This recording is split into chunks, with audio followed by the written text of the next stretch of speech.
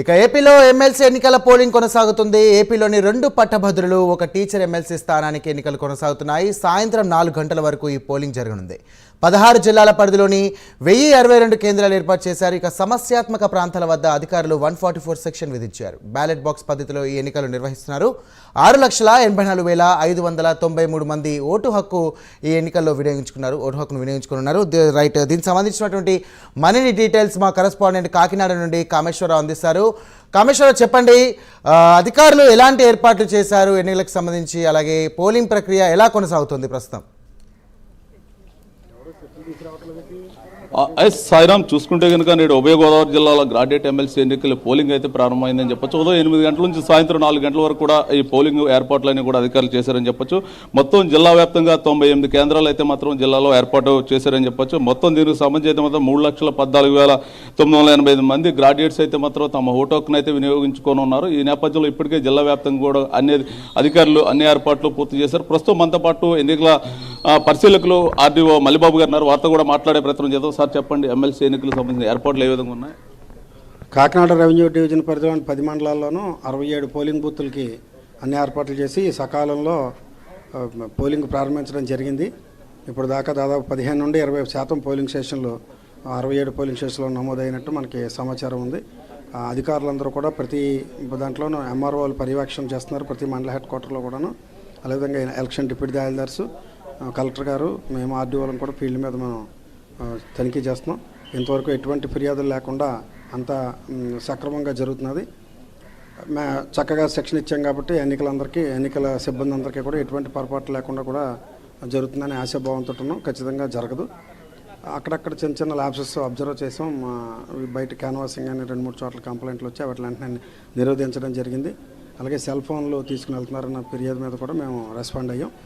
1-2 చోట్ల జరిగింది. వాటిలన్నింటినీ కూడా సక్రమంగా చేసాం. మొత్తం కాకినాడ ఎన్ని polling station sir? Kakinada town ఒకటి 36 పోలింగ్ స్టేషన్స్ అండి, రూరల్ అర్బన్. టోటల్ డివిజన్ అంతా కలిపి 67 పోలింగ్ స్టేషన్స్. మొత్తం ఇప్పటి వరకు ఎంత పోలింగ్? మొత్తం సగటున ప్రతి పోలింగ్ స్టేషన్లోనూ 900 నుండి 1036 టాప్గా అంటే ఎక్కువగా ఉండేటువంటి ఓట్లు ఉన్న పోలింగ్ స్టేషన్ ఉంది. యావరేజ్న 1000 ఓటర్స్ తోటి మనకి పోలింగ్ స్టేషన్ ఉంది. ఇప్పుడు దాకా మనకి 15 to 20% నమోదైంది. అంటే కొన్ని ప్రాంతాల్లో 15%, కొన్ని ప్రాంతాల్లో 20% దాకా కూడా నమోదైంది ఇప్పటిదాకాను. మ్యాక్సిమం 75% ఓట్లను ఎక్స్పెక్ట్ చేస్తున్నాం ఈవినింగ్కి. సంస్థాత్మక ప్రాంతాలు ఏమైనా గుర్తించారు అక్కడ? జనరల్గా సాధారణంగా ఎమ్మెల్సీ ఎలక్షన్స్లో సంస్థాత్మక ప్రాంతాలు ఉండవండి. ఎందుకంటే అందరూ చదువుకున్న పట్టభద్రులైన ఇదిను పెద్దగా పార్టీ ఇవి కూడా ఉండవు కాబట్టి ఓన్లీ మండల హెడ్ క్వార్టర్స్లోనే పోలింగ్ స్టేషన్స్ అన్నీ ఉన్నాయి కాబట్టి పూర్తి అదుపులో ఎన్నికలు జరుగుతూ ఉంటాయి కాబట్టి ఎటువంటి శాంతి భద్రతల సమస్య తలెత్తేటువంటి అసలు అవకాశమే లేదండి. The question does not arise. మొత్తం చూసుకుంటే మనం చూస్తున్నాం, ఎమ్మెల్సీ ఎన్నికల ఓటింగ్ ఏదైతే ఉందో పోలింగ్ ప్రక్రియ కొనసాగుతూ ఉంది. దీనికి ప్రస్తుతం మనం తమ ఓటు హక్కు ఏదైతే ఉందో గ్రాడ్యుయేట్ ఎమ్మెల్సీ ఎన్నికలకు సంబంధించిన తమ ఓటు హక్కు వినియోగించుకోవడానికి ఉదయం 8 గంటల నుంచి కూడా బారులు తిరుగుతున్న పరిస్థితి అయితే ఉంది. ప్రస్తుతం మనం చూస్తున్నాం లైన్లో ఉదయం 8 గంటల నుంచి ఇప్పటి వరకు అయితే మాత్రం ఇంచుమించుగా సగటు 20% పోలింగ్ పూర్తయినట్టు అధికారులు చెప్తున్న పరిస్థితి ఉంది. మొత్తం సిటీ వ్యాప్తంగా, కాకినాడ సిటీ వ్యాప్తంగా కూడా 36 పోలింగ్ స్టేషన్స్ అయితే ఏర్పాటు చేస్తామని చెప్పేసి అధికారులు అయితే చెప్తున్నారు. ప్రస్తుతం మనతో పాటు ఎమ్మెల్సీ అభ్యర్థి పేరాబత్తుల ఉమ్మడి కూటమి అభ్యర్థి పేరాబత్తుల రాజశేఖర్ ఉన్నారు. వారితో కూడా మాట్లాడదాం. ప్రస్తుతం మనతో పాటు ఎమ్మెల్సీ కుటుంబ అభ్యర్థి పేరాబత్తుల రాజశేఖర్ ఉన్నారు. వారితో కూడా మాట్లాడే ప్రయత్నం చేద్దాం. ఎలా ఉంది సార్ పోలింగ్, ఎలా సాగుతుంది? మనం ప్రిన్సెస్లో మాట్లాడొచ్చండి. నమస్కారం.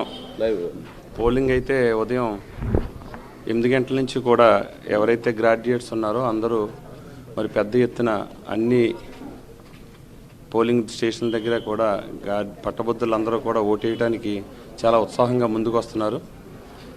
ముఖ్యంగా చంద్రబాబు నాయుడు గారి నాయకత్వంలో ఎన్డీఏ కూటమి ఏదైతే పవన్ కళ్యాణ్ గారు అలాగే పురంధేశ్వరి గారు ఈ ముగ్గురు భాగస్వామ్యంతో రాష్ట్రం అభివృద్ధి చెందుతుంది, భవిష్యత్తులో ఇంకా అభివృద్ధి చెందాలంటే ఈ కూటమి బలపరిచిన అభ్యర్థికి ఓటేస్తే ఖచ్చితంగా రాబోయే రోజుల్లో నిరుద్యోగ సమస్య తీరుతుంది.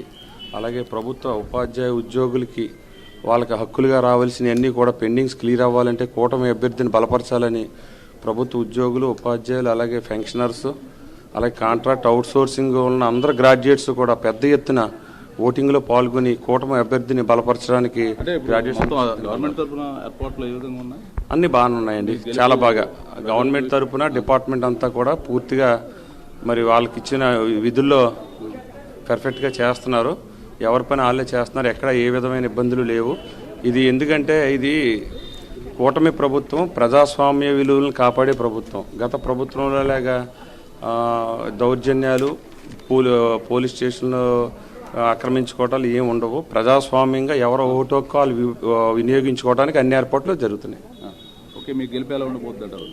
నా గెలుపు ఎన్డీఏ కూటమి అభ్యర్థిగా నన్ను ప్రకటించినప్పుడు ఆల్మోస్ట్ Right, ఖరారైంది. కామేశ్వరరావు. ఎందుకంటే ప్రజలందరూ ఆల్రెడీ మొన్న జనరల్ ఎలక్షన్లో విశేషమైన తీర్పిచ్చారు. ప్రస్తుతం ఇది జరుగుతున్న పరిస్థితి. ఎన్నికల పోలింగ్ అంతా కూడా కాకినాడ అర్బన్ అయితే మొత్తం ప్రశాంతమైన ఎన్నికల పోలింగ్ జరుగుతుందని చెప్పొచ్చు. ఇది over studio. Right, thank you Kameswara Rao.